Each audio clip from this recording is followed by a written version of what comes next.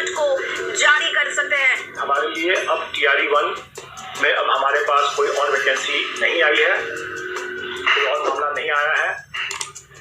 शायद कुछ लोगों का अभी हो सकता है कोई छुटा हुआ मामला, अगर शिकायत पोर्टल से अगर कोई छुटा हुआ मामला अगर होगा तो हम लोग उसको 2-3 दिन का हम लोग अवसर देंगे ताकि हम लोग उसका भी निष्पादन शीघ्र कर सकें। और जैसा मुझे जानकारी है कि TRE-1 में जो शिकायत पोर्टल जो हुई उसमें जो शिकायतें आई उसमें से सभी के शिकायत तो नहीं पाए गए, लेकिन उसमें से करीब 42 के आसपास लोग जो है वो स्वतः वो सप्लीमेंट्री रिजल्ट में आ गए।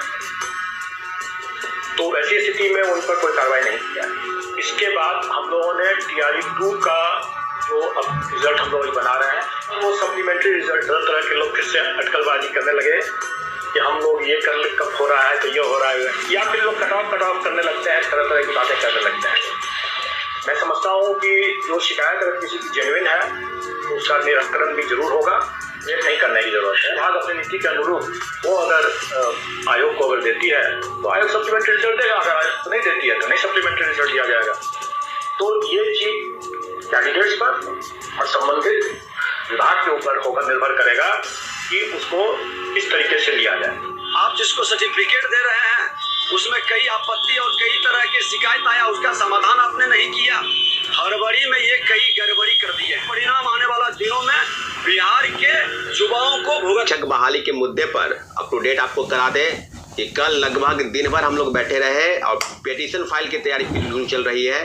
TRE-1 में पूरक परिणाम जारी नहीं हो पाए। पूरे सीटों पर अभी तक मात्र 93,000 लोगों की ही नियुक्ति हुई है और कितने बड़े पैमाने पर फर्जीवाला का खेल चल रहा है आप समझ सकते हैं कि डॉक्यूमेंट वेरिफिकेशन के नाम पर जो चीजें हुई और उसके बाद लगातार हम लोगों ने स्पष्ट कहा कि BPSC TRE-1 में यानी प्रथम फेज की बहाली में इतने बड़े पैमाने पर फर्जीवाड़ा हुआ। सारी चीजों पर CTET फेल, STT फेल और कई फर्जी डॉक्यूमेंट के आधार पर लोग नियुक्ति कर पा लिए। और अभी जब दोबारा जांच हो रही है तो किसी का सिग्नेचर मिलान नहीं हो रहा है, किसी का थंब इम्प्रेशन नहीं मिल रहा है, तो किसी का आधार कार्ड मैच नहीं हो रहा है। और हजारों शिक्षक, अगर पूरे जिलों की सूची मांगी जाए, नालंदा से लगभग 300 से ज्यादा शिक्षक फरार चल रहे हैं, पटना से 150 से ज्यादा शिक्षक फरार हो गए हैं, किसी का थंब इम्प्रेशन नहीं मिला वो फरार चल रहे हैं। तो सारे मामलों पर माननीय उच्च न्यायालय में हम लोगों की पिटीशन फाइल की तैयारी बिल्कुल हो चुकी है। आज से कल में सारी प्रक्रियाएं पूरी हो जाएगी। इसलिए आपको आश्वस्त करते हैं कि जितने भी लोग पिटीशनर बने हैं सबों के मन में एक सवाल है, और जितने नए लोग बनेंगे सबों के मन में एक सवाल है कि माननीय उच्च न्यायालय से कहीं ना कहीं न्याय की गुहार हम लोग लगाएंगे और उम्मीद करते हैं कि माननीय उच्च न्यायालय का फैसला हम ही लोग के पक्ष में आएगा। साथियों, अब जो बात करेंगे आपको कि TRE-1 के बाद TRE-2 में क्या क्या हुआ और TRE-1 की जितने भी संभावनाएं हैं माननीय उच्च न्यायालय में जाने के बाद, पिटीशन फाइल होने के बाद, उस मामले में हम लोगों को बोलने का कोई अधिकार नहीं रहता है, क्योंकि आप सबको पता है कि माननीय उच्च न्यायालय के संज्ञान के जाने के बाद और अगर सुनवाई शुरू हो जाती है तो उसके बाद हम लोग फैसले का इंतजार करेंगे। लेकिन इतना जरूर है कि TRE-1 से लेकर TRE-2 और जितनी भी शिक्षक बहाली हो रही है हो गई, सबों पर कहीं ना कहीं मुझे लगता है कि BPSC और शिक्षा विभाग की गलती का नतीजा है कि इतने बड़े पैमाने पर फर्जीवाड़ा हुआ। अगर हम बात करेंगे भाषा की अर्हता को लेकर TRE-2 में, तो कई सैकड़ों अभ्यर्थी हैं जो लगभग प्रत्येक दिन कॉल करते हैं और मैसेज करते हैं कि भाषा की अर्हता के लिए बैठक बुलाई जाए।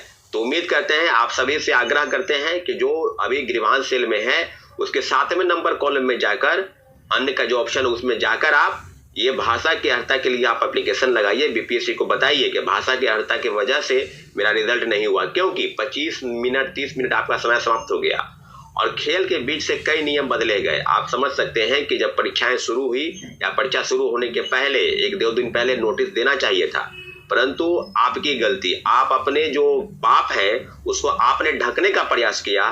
निसंदेह शिक्षक अभ्यर्थी को इसका खामियाजा भुगतना पड़ रहा है और भुगत रहे हैं। भाषा की अर्हता जो है 1 to 5 में सिर्फ रखी गई, अब बाद बाकी चीजों को हटा दी गई। तो क्या प्रथम फेज में शिक्षक बनने के लिए भाषा का जानकार होना जरूरी है और सेकेंड फेज में यानी दूसरी जो एग्जामिनेशन हुई सेकेंड फेज की बहाली, उसमें जरूरी नहीं है? दोनों फेज में 1,20,000 लोगों की नियुक्ति प्रक्रिया चल रही थी साथियों। तो सारे चीजों पर और BPSC की तरफ से जो भी संज्ञान हो रहा है, ये आप समझ सकते हैं कि जो गलती हुई, आपने उर्दू की जगह पर अंग्रेजी के पेपर, अंग्रेजी की जगह पर हिंदी के पेपर, कई खामियां आप में आई। तो अपनी खामी को छिपाने के लिए, ढकने के लिए 9 नंबर जो अनिवार्य थी उसको भी आपने समाप्त कर दिया गया। जीरो नंबर यानी नील बटा सन्नाटा। कोई भी अगर आपको हिंदी का जानकारी नहीं है, अंग्रेजी का जानकारी नहीं है, कहने का मतलब कि भाषा का जानकार आपको होना नहीं है। टीआरई 2 में बीपीएससी के शिक्षक, बीपीएससी चेयरमैन ये अपना आश्वासन दिए। तो अब हम लोग डोमिसाइल सर्टिफिकेट पर बात कर रहे थे, डोमिसाइल पर तो भी आपने समाप्त कर दिया गया। जीरो नंबर यानी नील बटा सन्नाटा। कोई भी अगर आपको हिंदी का जानकारी नहीं है, अंग्रेजी का जानकारी नहीं है, कहने का मतलब कि भाषा का जानकार आपको होना नहीं है। टीआरई 2 में बीपीएससी के शिक्षक, बीपीएससी चेयरमैन ये अपना आश्वासन दिए।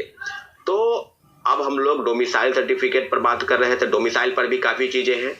हम आश्वस्त करते हैं कि जितने लोग डोमिसाइल पर अगर आपने फर्जी बनवाया है तो आज न कल आपको हम निकलवा कर रहेंगे, क्योंकि जितने भी लोगों की सूची मेरे पास आ रही है। और बीपीएससी चेयरमैन सर को भी संज्ञान लेना चाहिए कि जिला शिक्षा पदाधिकारी के स्तर पर, खासकर जिलाधिकारी के स्तर पर इस तरह की जांच होनी चाहिए कि किसी ने अगर डोमिसाइल सर्टिफिकेट बिहार का बनवाया है तो उसकी जांच अतिशीघ्र हो। डोमिसाइल के मामले में बिहार के सटे राज्यों से, खासकर सिवान, गोपालगंज, छपरा आदि राज्यों में डोमिसाइल सर्टिफिकेट, रोहतास, सासाराम, यह उधर उत्तर प्रदेश के जो सीटें हैं, तो मुझे लगता है कि जितनी भी चीजें हैं सब पर एक बार बक्सर, आड़ा, इन सब चीजों पर आपको बता दें कि काफी चीजें हो रही है। तो हम लोग उम्मीद करते हैं कि डोमिसाइल सर्टिफिकेट पर नींद खुलेगी बिहार सरकार की। बीपीएससी और शिक्षा विभाग इन सब चीजों पर जानकारी ले, संज्ञान ले। और दूसरी महत्वपूर्ण बात कि दिव्यांगता के फर्जी सर्टिफिकेट, आप समझ सकते हैं कि कोई व्यक्ति लाचार है। मुझे याद होगा, आपको भी याद होगा, टीआरई 1 में जब कट ऑफ भी नहीं आया, कट ऑफ आने के बाद उनका रिजल्ट नहीं आया, कितना मार्क्स आया, क्या हुआ, कुछ नहीं।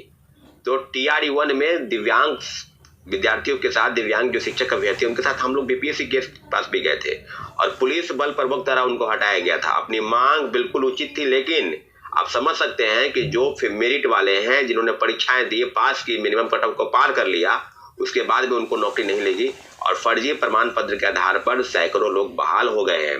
तो आप समझ सकते हैं कि दिव्यांगता का सर्टिफिकेट भी फर्जीवार तरीके से चल रहा है। टीआरई 1 में भी चला, टीआरई 2 में भी चल रहा है। तो इन सब बिंदुओं की जांच होनी चाहिए और तब मिलाकर अगर टीआरई 1 में भयंकर, मुझे लगता है कि घोटाला का इंतहा हो गया, भ्रष्टाचार का अंबार लग गया। कोई ऐसा चीज नहीं है सीटेड फेल, एसटी, आप कोई ऐसा जिला बताइए जहां से सूची नहीं आई हो कि फर्जीवाड़ा हुआ है। अगर आप पकड़ के बाहर कर रहे हैं तो शिक्षक अभ्यर्थियों का क्या गलती है? जो नए लोग हैं उनकी क्या गलती है? उनके जगह पर आप उनको करते। तो आपकी जो नियुक्ति प्रक्रिया थी, बीपीएससी को चाहिए कि डॉक्यूमेंट का वेरिफिकेशन स्वयं करके और तब शिक्षा विभाग को भेजती।